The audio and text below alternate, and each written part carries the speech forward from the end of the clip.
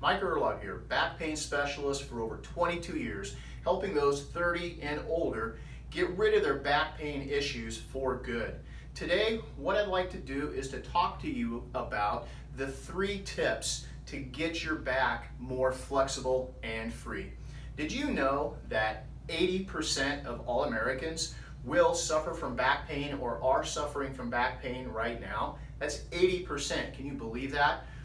I can, because I'm going to tell you right now, I suffer from back pain myself, and my wife has suffered from back pain. So I know exactly what you're feeling. I can understand because I know what that frustration is like. I know how it feels when you can't sleep through the night, when you get up out of bed and your back is just killing you, and it takes you 10-15 minutes just to get loosened up. When you have trouble bending over just to put on your socks and shoes or even tie your shoes. You have trouble putting on your pants. What it's like when you can't go to work because your back is hurting too much. Or worse yet, you can't go to your son or your daughter's baseball or softball game because you can't sit in the bleachers because there's too much pain. You can't stand for more than 5 minutes, which limits your ability to go grocery shopping, go shopping with your family or your wife, or just do your yard work and housework and just live the life on your terms. I know because I've been there. You know, if back pain is so prevalent, why can't our medical system today fix it? And the reason is basically because conventional treatments, they just don't work, or if they do, they only work for the short term. And I'm talking about medications, injections, massage, chiropractic care, basic stretches, ultrasound, electrical stimulation, acupuncture, all of those, even hot packs and cold packs, all of those treatments, they only provide short-term relief. They don't get to the root cause of the problem. And you know, that root cause is the imbalances in your body. Now, your back just didn't one day decide to all of a sudden, the discs didn't decide to just herniate one day. They didn't decide just to degenerate. It didn't decide to develop arthritis and develop spondylolysis or spinal stenosis. You see, those things, those diagnoses are labels which describe the symptoms that you're having, okay?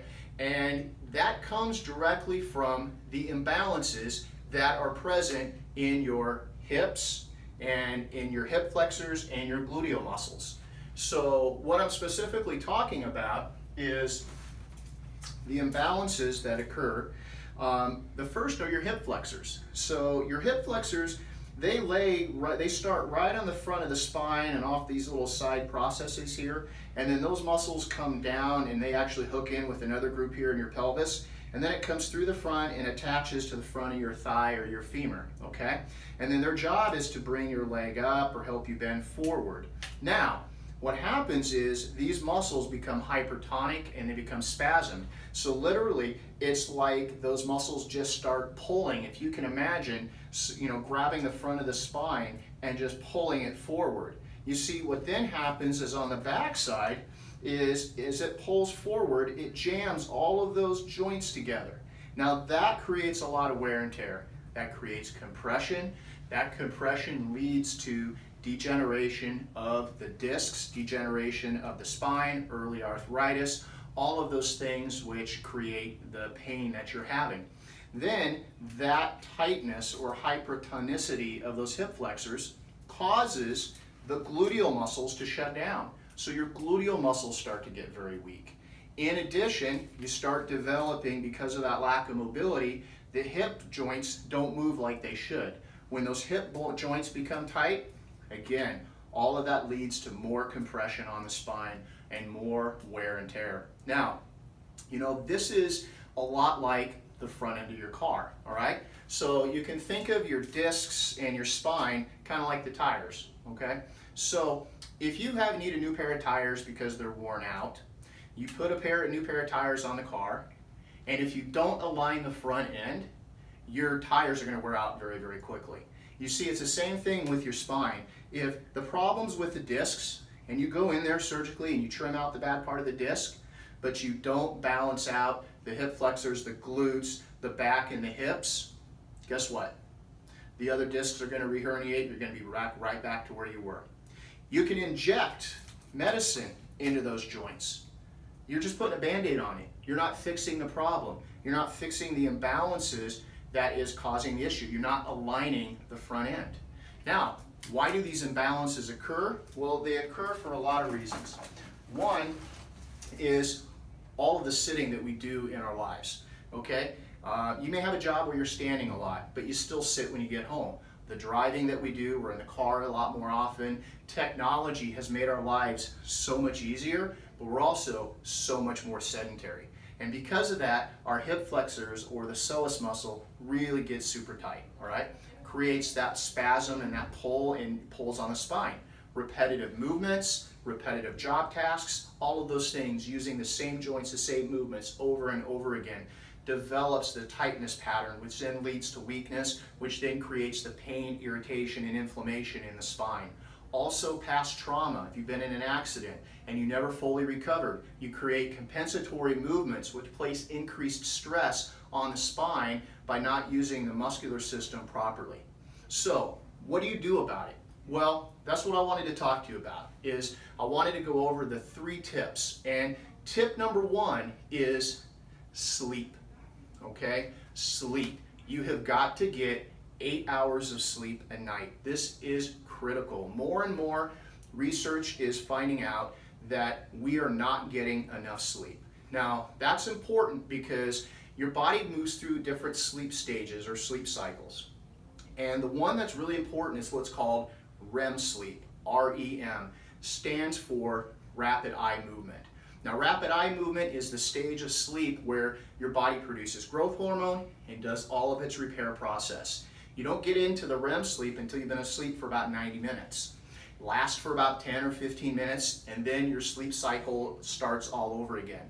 However, if you're not sleeping through the night, if your sleep is interrupted, it shortens the REM time or it reduces the number of REM cycles that you're able to achieve, which then lowers the healing capability. Your body can't decrease the inflammation, it can't heal, and then hence you have more pain. So how do you get more sleep? Well, the first thing is you have to look at the surface that you're sleeping on, okay? So I want you to go home and I want you to take everything off your bed, sheets, covers, everything, and look at the bed. Stand back and just look at the mattress. And if you see where your body indentation is, there's a good chance you need a new mattress. In fact, if your mattress is more than 5 years old, you will probably need a new one. So look at the quality of the mattress that you're on. If you see the indentation of your body, consider a new mattress. You know, you spend 1/3 of your life in bed asleep. So you want to be on a surface which is very good quality and provides a lot of support for you. I don't necessarily recommend one mattress over the other. There's a lot of good ones out there. I will tell you the one that I use that's made a very significant difference for me in my life with my back pain issue has been the Nectar mattress. And you can check them out at nectarsleep.com. It's a very, very good memory foam type mattress, and I've been very, very happy with it. But when you look at a mattress, you want to be laying, when you're laying on it, whether you're a back sleeper or a side sleeper, is you want your spine to be supported. So you want equal support through all areas of the spine. When you lay down, you naturally have a curve in your back. You want that mattress to fill in and support that. You want it to be supported through the upper back and through the neck. If you're a side sleeper, you want that to where your spine and the head and the pelvis and everything is in a straight line. So you want all that supported. A lot of times you want to put a pillow between your knees as well. Most important is make sure you establish good sleep habits, okay? Now what I mean by that is you're striving for 8 hours of sleep a night. Go to sleep at the same time every night.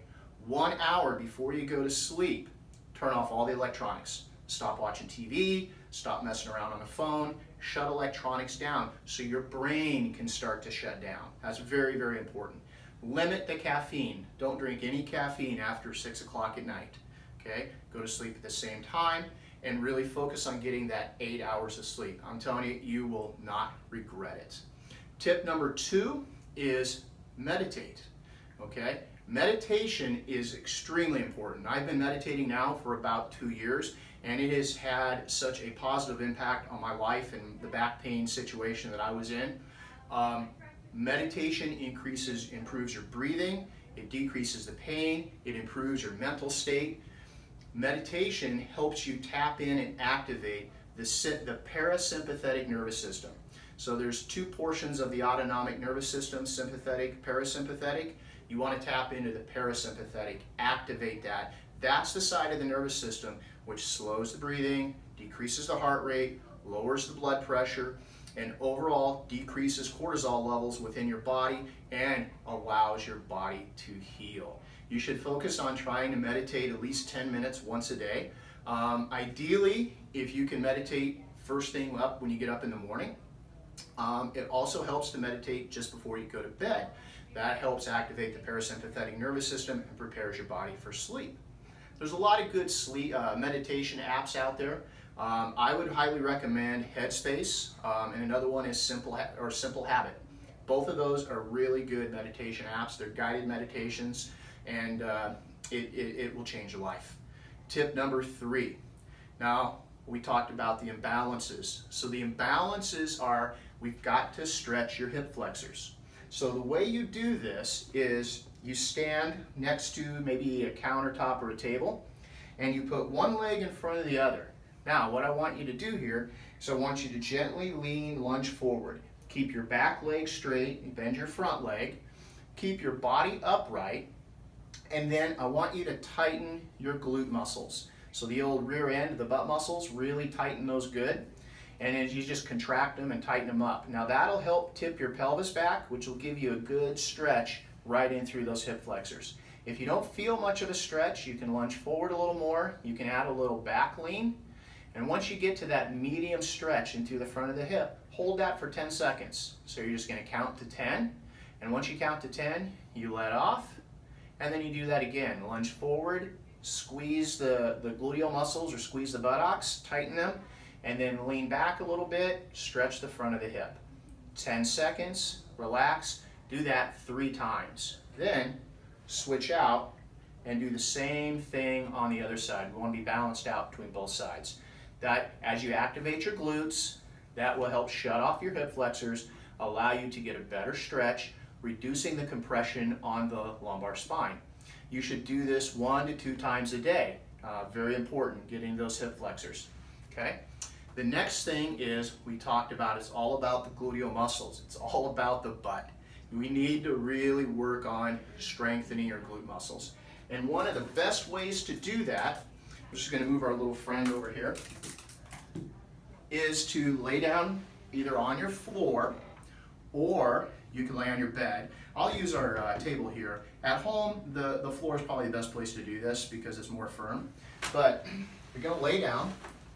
And then what you're going to do here is you're going to put your arms at your side and you're going to push down against the table. So as you push down, that's going to activate your back muscles. And then what you're going to do is kind of dig with your heels and lift your hips up until you perform a bridge. So we're going to do a glute bridge. Then from here, you tighten the gluteal muscles. So you squeeze the buttocks together and you hold for 3 seconds. And then you come back down. And then you press with the hands, you push up, you squeeze the glutes at the top, which is also going to stretch your hip flexors at the same time. Hold 3 seconds, come down, and again, do that again. Bridge up, squeeze the glutes, push down with the arms, hold for 3 seconds, and come down.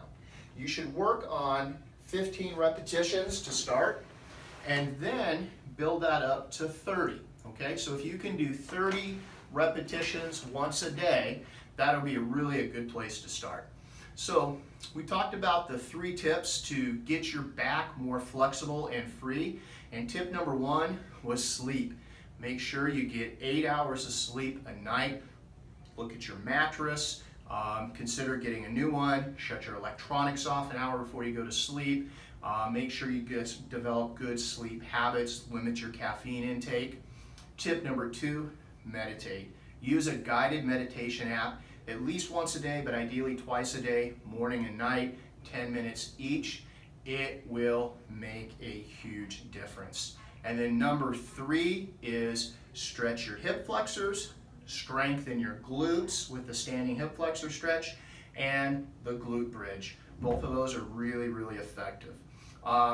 There you have it. So that's the 3 tips on how to get your back more flexible and free. If you have any questions, you can reach me at my email, which is mike@flex-pt.com.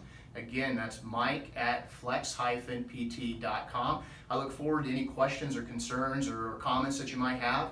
And if this video was helpful for you, or if it meant anything to you at all, please share this with your family and friends. I guarantee they'll get a benefit out of it too. Until next time, I'll see you later.